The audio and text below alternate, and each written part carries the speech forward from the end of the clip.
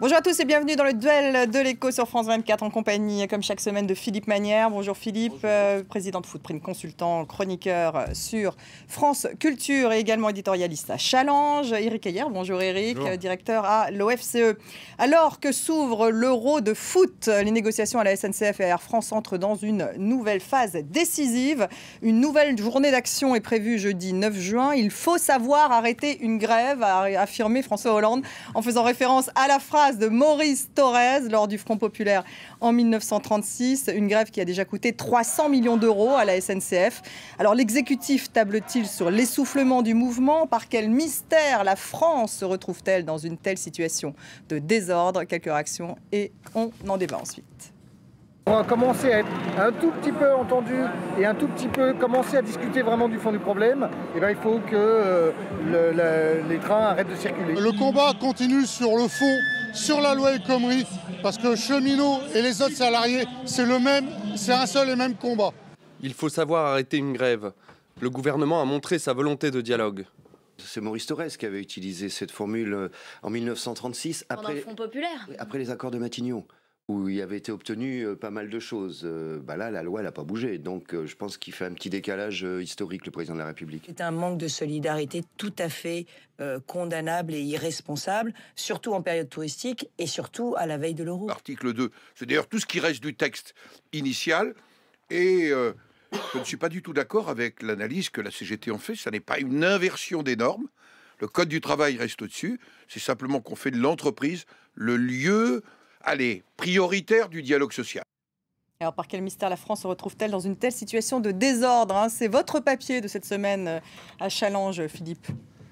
Il y a tout ce qu'on vient de dire et sur quoi on reviendra, c'est-à-dire la loi El Khomri qui, au passage, ne concerne absolument pas les grévistes qu'on a évoqués. Alors évidemment, ils parlent de solidarité, mais ils ne sont pas concernés par la loi El Khomri et les agents du service public en général.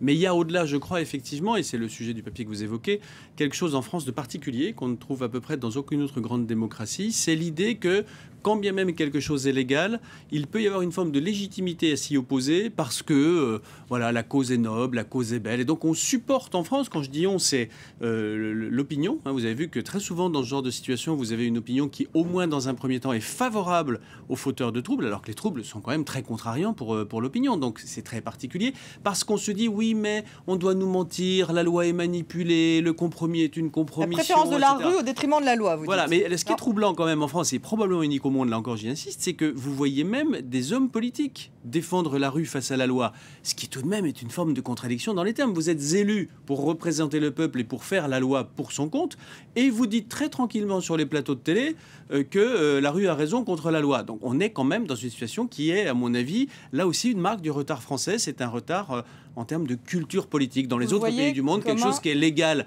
ne doit pas être contesté par la violence. Il y a un monopole légitime de la violence qui échoue à l'État, et toute autre violence est condamnable et condamnée. Elle l'est par les tribunaux et elle est aussi par l'opinion. C'est pas ce qui se passe en France, et ça rend du coup, pour être très honnête, la tâche un peu plus compliquée au gouvernement, parce qu'il faut qu'il fasse avec une opinion qui ne soutient pas forcément, curieusement, la légalité, et qui parfois soutient l'illégalité au nom de je ne sais quelle légitimité d'une noble cause. Est-ce que vous n'avez pas la volonté d'en découdre de la part de la CGT? Alors, il n'y a pas que ça. Vous voyez qu'il y a des études qui montrent assez clairement, dans les enquêtes d'opinion réalisées sur tous les grands pays développés, que la France se distingue des autres pays uniquement parce que les citoyens français, par rapport aux autres, se méfient beaucoup plus à la fois de l'État, l'administration, le gouvernement, et aussi du marché, c'est-à-dire les entreprises, les syndicats. Et ça, c'est extrêmement bien montré. D'ailleurs, une méfiance généralisée. Une méfiance généralisée. D'ailleurs, il y a deux auteurs français, deux économistes, Yann Algan et Pierre Cahuc, qui ont, en 2007, sur la base de ces résultats-là, sorti leur phrase « la société de la défiance ». C'est-à-dire qu'en France,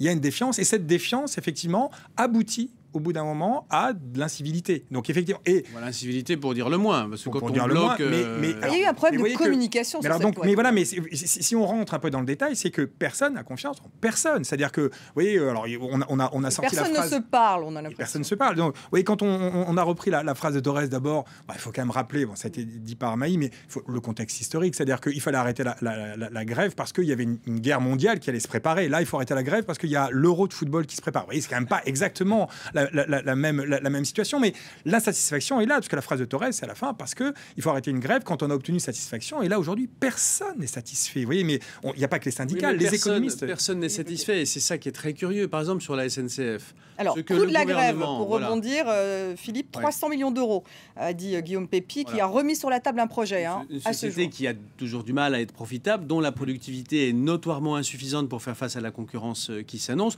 et où le personnel est franchement très bien traité par comparaison à ce qu'on trouve dans les autres sociétés comparables à l'étranger et à ce qu'on trouve dans les entreprises privées. Donc ce que voulait faire Guillaume Pépi, ça consistait simplement à demander quelques gains de productivité sur des sujets qui sont quand même franchement un peu bizarres. Vous savez qu'à la SNCF, dans bien des cas, si votre service se termine après 20h, on considère que la journée du lendemain, en tout cas pour partie, a été effectuée. Il faut savoir qu'à la SNCF, une grande partie des agents ont la possibilité d'imputer leur temps de trajet pour arriver au boulot sur leur temps de travail. Je l'ai mis du genre humain, moi je suis très content pour eux, mais on ne peut pas réunir les conditions de la rentabilité avec des choses aussi obscènes, très sincèrement, et c'est unique. Donc on voulait simplement rabioter un peu sur ce genre de choses du côté de la SNCF pour obtenir qu'il y ait une différence de productivité avec les sociétés privées qui vont venir, qui soit gérable. Eh bien, très curieusement, le gouvernement, qui est prêt à tout pour arrêter la grève, a retiré la capacité de négocier à Guillaume Pépi, a négocié lui-même, et en gros a tout lâché. C'est-à-dire qu'il a autorisé la continuation d'un texte qui s'appelle, je crois, RH 077, qui est le cadre un peu de convention d'entreprise de la SNCF, où il y a toutes les obscénités que je viens de pointer. Ouais, alors le gouvernement lui reproche finalement d'avoir étalé son désaccord sur la place publique. Il est quand même culotté. Le premier qu'il faut morigéner, ça n'est pas lui qui peut-être s'est plaint, je ne sais pas, mais c'est en tout cas le gouvernement qui le dessaisit en pleine négociation alors qu'elle était sur le point d'aboutir. Donc la responsabilité principale de ce désordre, c'est l'État qui dit sortez-moi le président, c'est moi qui vais négocier directement avec les syndicats, et qui en plus se trompe d'interlocuteur, qui négocie avec la CFDT, laquelle est charmante, mais n'a pas le pouvoir de débloquer le conflit, au lieu de négocier avec la CGT. Du coup, la CGT a eu à peu près tout ce qu'elle demandait, mais comme c'est pas sa victoire, elle continue la grève. Donc on est franchement chez les dingues. Et Eric, on est chez les dingues, mais l'État est responsable. On est chez les dingues, mais on est dans la continuité de ce qu'on vient de dire sur la défiance. C'est-à-dire, plus que personne n'a confiance, la seule façon, au bout d'un moment, de trancher, c'est l'État qui tranche. Et quand l'État tranche... Tranche-t-il bien? Alors après, on peut se poser, mais même imaginons qu'il tranche bien, ça nourrit ce phénomène de... Il n'y a plus de dialogue social, on supprime un peu tout cela, et donc on nourrit cette spirale très vicieuse et qui coûte, alors d'après Thomas Philippon, qui est un économiste à l'Université de New York, plus d'1 point de croissance à l'économie française. Donc, vous voyez qu'il faut essayer de s'en sortir, mais il faut s'en sortir par plus de dialogue. C'est-à-dire peut-être que c'est ça la meilleure des réformes structurelles qu'il faut mener en forme, c'est redonner un peu de consistance à ce dialogue. Mais il y a eu au moins social. 3 ou 4 réformes qui allaient dans ce sens-là au fil des années passées. En l'occurrence, le mot dialogue est au cœur. C'est que le diagnostic, il a été posé, il est reconnu, et les hommes politiques de droite comme de gauche, d'ailleurs, ont été dans ce sens-là. Mais simplement, en l'occurrence, franchement, il ne faut pas non plus rêver. Est-ce qu'on peut avoir un dialogue quand il s'agit de retirer à des gens qui en jouissent depuis plusieurs générations ce qu'il faut bien appeler des privilèges, même si ça leur déplaît, qui sont franchement complètement incompatibles avec les conditions élecémentaires du bon fonctionnement de l'entreprise. Il faut changer. Donc il n'y a pas de bonne nouvelle à annoncer. Le mode du syndicat en France. C'est-à-dire qu'effectivement, c'est une autre étude de l'OCDE qui montre que le pourcentage des syndicats, on a le plus faible pourcentage de syndicats, aux alentours de 8%,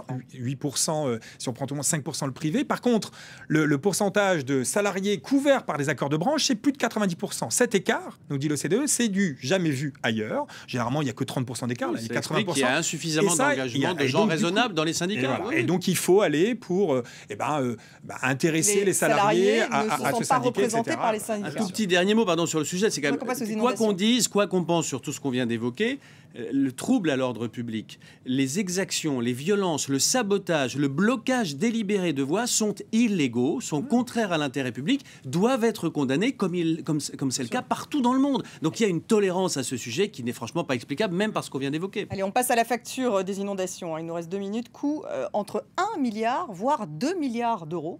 C'est absolument énorme. Le cru de la Seine, c'est 250 000 euros par jour que cela coûte juste aux compagnies de bateaux-mouches. Donc 600 millions d'euros d'indemnisation. Comment va-t-on faire finalement pour indemniser tout le monde, Philippe ? Faut-il indemniser tout le monde? Il y a des gens qui méritent d'être indemnisés. On ne va pas non plus indemniser la terre entière. Enfin, je veux dire, en tout cas, il y a un fonds qui a été créé par Manuel Valls. De temps en temps, il fait beau. Et donc, de temps en temps, il y a des crues. Elle était moins grave que ce qu'on pouvait craindre. Cette crue, elle arrive très rarement, puisque c'est tous les 30 ou 50 ou 100 ans qu'il y a une crue de ce niveau-là. On ne peut pas l'empêcher. Il y a une solidarité naturelle qui doit jouer, c'est évident. Il y a un dispositif d'assurance qui, au passage, est très rentable pour les compagnies d'assurance, qui s'appelle les fameuses CatNat, les catastrophes naturelles, qui va être mis en marche. Et probablement que la plupart des gens qui ont ont perdu une partie de leurs biens, voire la totalité, dans certains cas particulièrement douloureux, vont être indemnisés. On peut pas épiloguer à l'infini sur le fait que de temps en temps, il y a un truc qui va pas bien, il pleut beaucoup, ça déborde. Il n'y a quand même pas de quoi se relever la nuit. Sans avoir la prétention de revenir sur la controverse Voltaire-Rousseau, mais vous voyez que c'est le tremblement de terre, absolument, de Lisbonne. Mais est-ce que c'est du hasard? C'est un peu ce que Philippe est en train de le signaler. Bon, c'est comme ça. Ou est-ce que, ou alors est-ce que c'est Rousseau qui a raison et c'est bien l'action de l'être humain qui provoque ces catastrophes? Et là, il y a des études il y a des études assez intéressantes qui montrent que là, d'ici à, si on dépasse les 2 degrés, alors la facture va être multipliée par 4. Donc vous voyez que attention là-dessus, je pense qu'il y a quand même 1 point pour Rousseau et 0 pour. Il en fallait 1 pour Rousseau parce qu'il a rarement marqué des points sur le fond. Mais enfin bon, admettons que celui-ci on le lui donne. Et encore, ça se discute parce que personne. Mais comment faire les assureurs? Une crue tous les 100 ans, c'était le tarif, même quand on ne parlait pas de réchauffement climatique. Oui. Encore une fois, c'est la nature. Il n'y a rien à faire. Aujourd'hui, dans l'Union européenne, la facture, c'est de 15 milliards par an, 150 milliards sur les 10 dernières années. La France est très légère là-dedans. Mais par contre, ce que nous indiquent les projections, faut pas dire ce que nous indiquent les projections, c'est que par contre, cette facture va s'alourdir à cause du réchauffement climatique. Les assureurs donc ça veut bien dire qu'il faut aussi couvrir. C'est ma question. Il va falloir qu'il couvre en tout cas une partie, en tout cas, et il faudrait aussi que l'État en couvre une partie dans la mesure où elle est peut-être aussi en partie responsable ou co-responsable, ou les entreprises de cette. Le fonds a quelques dizaines de milliers d'euros, je crois. D'abord, il y a des gens qui sont assurés et l'assurance va fonctionner. Et pour ce qui n'est pas assuré ou pas assurable, il y a le mécanisme des catastrophes naturelles qu'on a évoqué, et il y a sans doute un peu de solidarité nationale nécessaire. Ça ne devrait pas non plus ruiner la collectivité. Merci à tous les deux. Vous faites confiance aux assureurs, si j'ai bien compris. Merci à vous de nous avoir suivis. Restez avec nous sur France 24.